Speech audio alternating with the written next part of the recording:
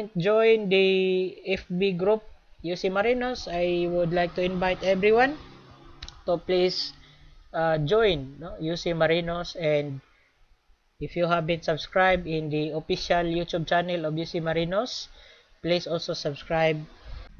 So today, we have two intended learning objectives, which is to describe the importance of maintaining stability during loading. Describe the importance of maintaining stability during unloading. So set aside your calculator because we will not have calculations this morning. Oh my God! Wow! So we will just have to describe, or the description of the importance. This is very easy. Alright. So there is a saying. It says, one picture is worth 1,000 words. This is by Fred R. Barnard. I am not familiar with this person, but his saying is remarkable. One picture is worth 1,000 words.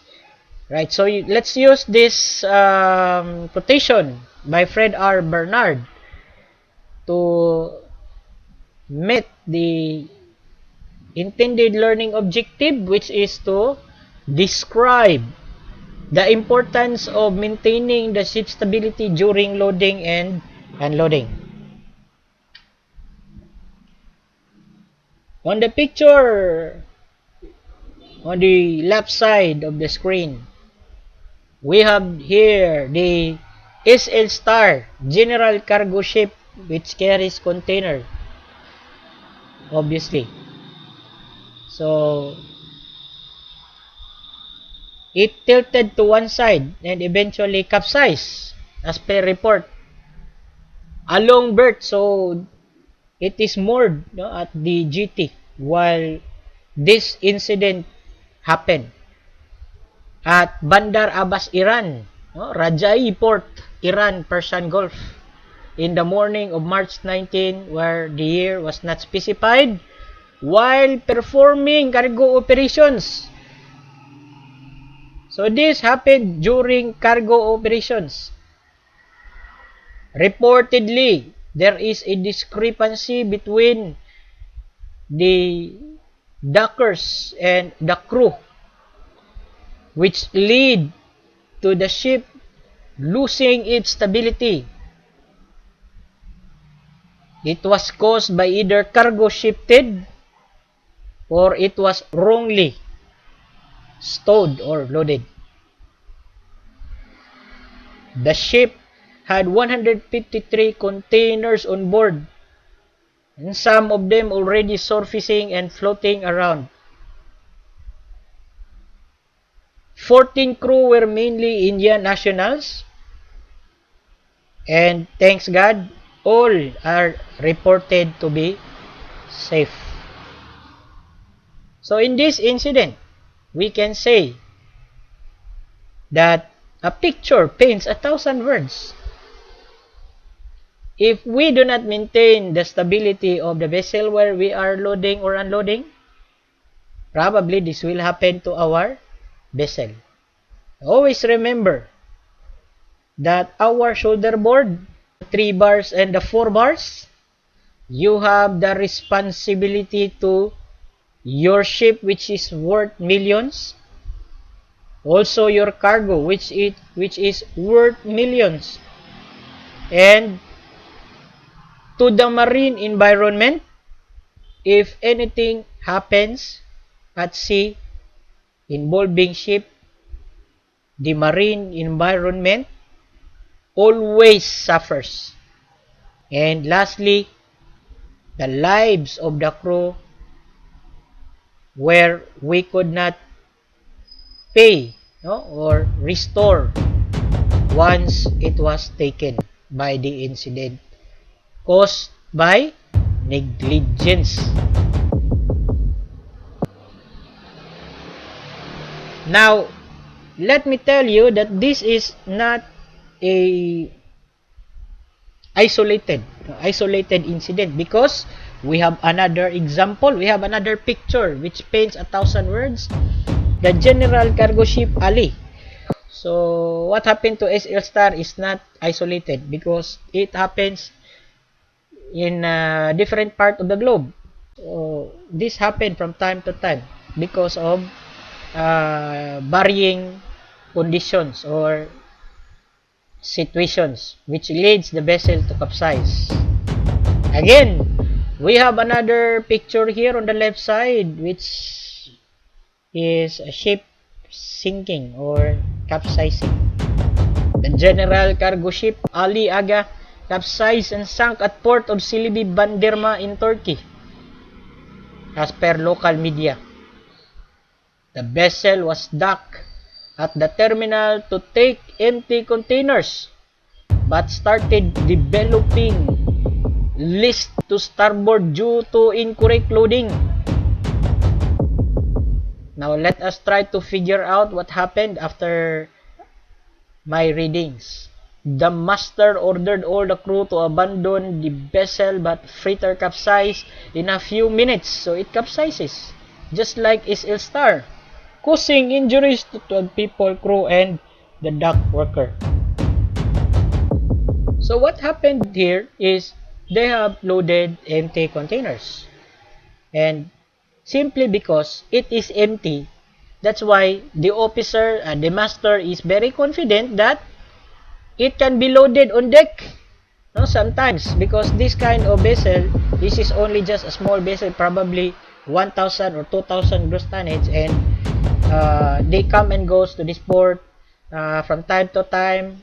They have only limited time to dock, so that's why in order for the operator, the crane operator, to directly load these empty containers, then without opening the cargo hold, since it is just empty, so they will load it immediately on deck without cargoes in the cargo hold, since they are confident that it is empty. However, they do not take into consideration that these empty containers, the 20-footer container weighs 2.5 tons. Empty, 2.5 tons. And I believe that they are loading numerous empty containers for this one to happen. And then, probably also, they don't have the ballast. So, they don't have a weight underneath the vessel. So, that is the reason why the center of gravity rises above the metacenter, which makes the vessel unstable. And if the vessel is unstable, we have already the capsizing arm once the vessel rolls. So it will not have the tendency to become upright again, but instead, it will be on the picture on the left side, the vessel will capsize eventually. Okay, so can you see the effect of not taking into consideration the basic knowledge that you have learned in stability and trim? So we have met the requirements of our discussion for this week. However, the question is how to maintain the ship stability during this loading and unloading process. Because explaining the importance is very easy. As we have in our second slide, after the introductory, a picture paints 1,000 words. So we have already explained the importance. Now, we are going to answer this: how to maintain the ship's stability during loading and unloading.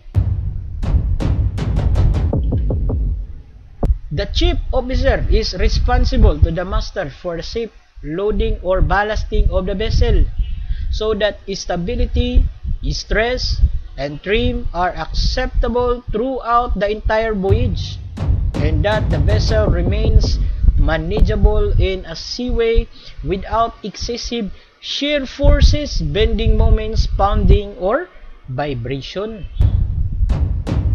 So we have already discussed what is shear force and bending moment. but we are going to have a review about this later. A little bit of refresher. All ships are supplied with stability data and loading and unloading instructions to comply with statutory requirements. These instructions are to be carefully studied and followed in order to ensure adequate monitoring of the vessel's stress and stability condition. Calculations must be made and recorded using the vessel's loading computer. So in your laboratory, you will be using this loading computer. Stability computer or loading computer, what we call that on board. But that is used to calculate the various things like the stress, the trim, the draft, and so on. So the statutory requirements like the IMSBC code mandates the ship owner to provide us all the informations that we needed so as to have a good stowage of the different or various cargoes on board the vessel. For container vessel, that includes the safe stowage manual or cargo securing manual. So we have a lot of statutory requirements to follow, and that is through the different codes established by SOLAS or Safety of Life at Sea. That was made by International Maritime Organization, of course. If any loss of stability becomes evident during loading or discharging, all cargo, ballast, and bunker operations must be stopped and a plan prepared to restore stability must be imposed immediately. So that is why there is a need of a duty officer to man the loading operation or unloading operation. The second and the third officer are the in charge for this one. So they will work in 6 to 6 bases because the chief officer and the master are on call, meaning they don't have a specific duty, but they are on call. Anytime they can be called or anytime their attention can be called.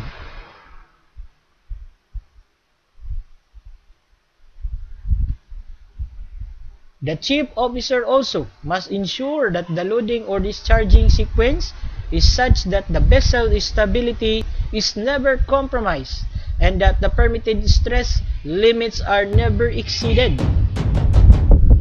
The master must check and approve all calculations for bending, stress, and stability moments. This is achieved through using the stability computer or loading unloading computer, and everything must be planned. That's why we have loading and unloading plan. So to give you a complete information about that, so let us have the loading and loading sequence plan. Right, so this is the plan that I am talking to you that you are going to use in your laboratory. So the instructor will provide the ship name, then what would be the exercise. It's either loading or unloading, and then he will be the one to give the ballast pumping rate, and then the loading or discharging rate. So the instructor will be the one to give you this, but in the actual, it will be the shoreside personnel. Alright?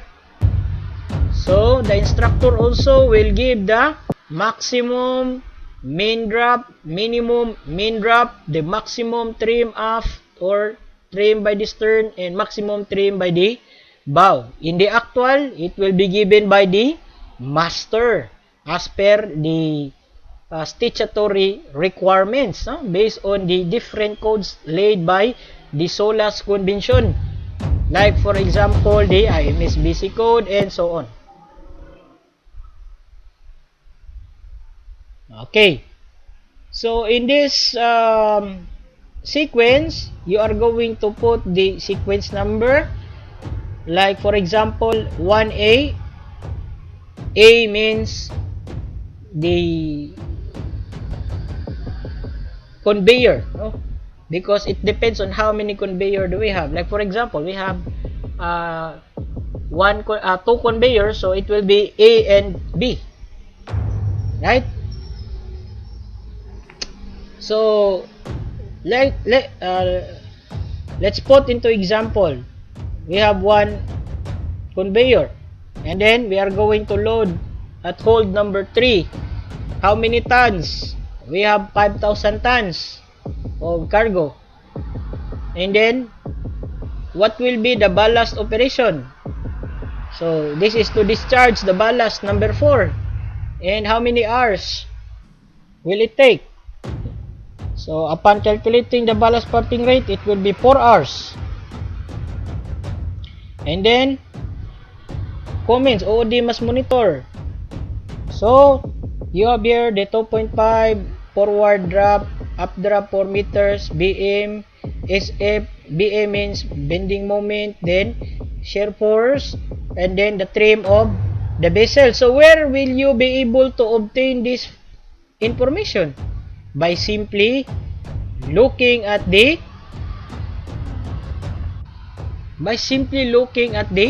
stability computer. So you are going to anticipate, no? You're going to anticipate, and as I have mentioned to you, you are going to use this one in your laboratory, no? At the campus, once you will have the face-to-face class. So again, you are going to anticipate. So like for example, you are going to put a cargo in hold number 3, no? So you are going to input the 5,000 tons, like for example. So what will be the result of loading the 5,000 tons and ballasting the DBT number 4? So what will be the effect on the SF or shearing force, the BM, and then the drop of the vessel? So it will be given already, and it will be done up until the last stage of the process. So in our example, we have here sequence 1 up until the last sequence of loading or discharging. So you are going to use this one because you are going to take into consideration the effect of loading or discharging.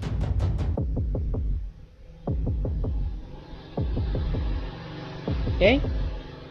So you are going to apply everything that you have learned. The bending moment and the shear force. So once it exceeded to the parameter or the limitation, it will alarm. So that is why we need to plan and we need to anticipate what is the result of loading so and so, loading or deballasting. And I will give you the idea about ballasting later on. Okay, so let's proceed. Caution must also be exercised when loading and discharging in a way which requires any compartment to remain empty for any stage of the voyage, such as multiple port, loading or discharging, or carriage of heavy cargoes which require one or more of the vessel's hold to be empty. So this could be a scenario in your exercise that you have a multiple port and you need to empty the holds, like you have 2 holds to empty and you will fill that in the next port. So you are going to anticipate the effect of that one. Is it possible or not? Now, if it is not possible, then you are going to justify it to the owner or to the charterer. That's why you need to be more confident and you need to be sure of your decision that that is not possible, or if it is possible, then also you need to make sure that it is possible enough that the ship could survive or the ship could withstand the stress. Because in that case, the stress could not be, if the stress could not be managed, then it is impossible to do so. Because we could not avoid the stress of the vessel, no? The shear force and then the bending moment. But we can only minimize them. Stress monitoring system are also fitted in ships, the strain or stress gauges. This is brought by the technology. Whilst this equipment provides valuable information, it is essential that an accurate cargo or ballast plan is calculated in the stability computer to determine acceptable limits. The vessel must not be loaded or discharged purely on the strain or stress gauges alone. If during cargo or ballast operations, the stress alarm sounds, all operations must be stopped until the situation is appraised. Now it's just like the radar, no? In the radar we have the guard zone, but we should not rely only on the guard zone. But I could compare this strain or stress gauges, which is more popular in large vessels like BLCC and Aframax or Supramax bulk carriers. But for Panamax, I don't believe they have this one. Because I have visited a lot of Panamax vessel, but they don't have the strain or stress gauges. Alright. So to give you a refresher about hogging and sagging. So when we say hogging, the main deck experiences tension while the bottom part or the keel experiences compression. In sagging, it is opposite. The main deck experiences compression while the bottom part of the ship experiences tension. Therefore, hogging, then that is the picture, then sagging, then that is the picture, then tension, compression, compression, tension. Okay, so to give you a much more understanding about hogging and sagging, you visit our YouTube channel, because there you can see the advanced stability hogging and sagging of the ship. So how can you be able to determine? By simply looking at the draft marks of the vessel and calculating the mean draft. How will you be able to say that the vessel is hogging or sagging? By only looking at the mean at the drafts of the vessel. Okay, so we have the refresher for the shear force and the bending moment. So this is common in bulk ships, the shear force and the bending moment. Okay. But in container vessel, we have additional moment, which is the torsional, because the weight of the containers, we could not say that this is equally distributed throughout the transverse portion of the vessel. I mean, what I mean to say is, we could not say that the weights that we have, or the container weights that we have stowed in the port side, will be the equivalent on the starboard side. That is why on the picture you have their torsional moment. Alright, so we have this picture, and again, a picture paints 1,000 words. So our discussion, our calculation, our stability computer is not a hearsay only, or shall I say purely mathematics only, but also it indicates the actual thing that if it is not put into consideration, like our shear force and bending moment in the loading or unloading computer or stability computer, what we call that on board, if we do not put it into consideration, the alarms, this will happen. This is a BLCC, a great example for not considering the shear force and bending moment.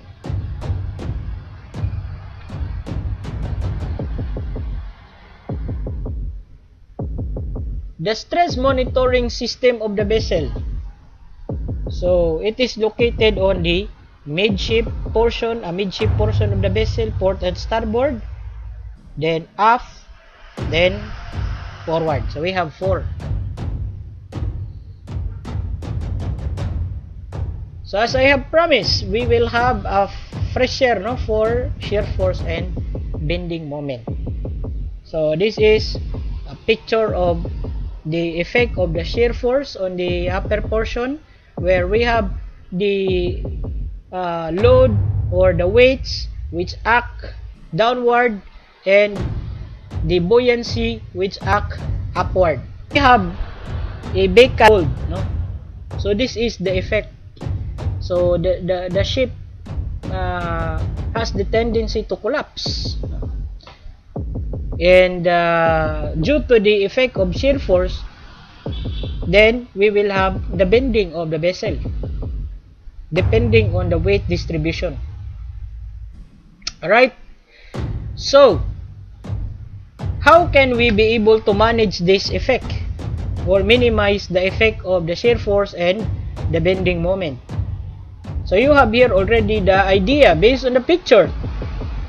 Through ballasting and deballasting, we should use the ballast water to compensate for the weight being discharged and to discharge the ballast to compensate the weight being loaded.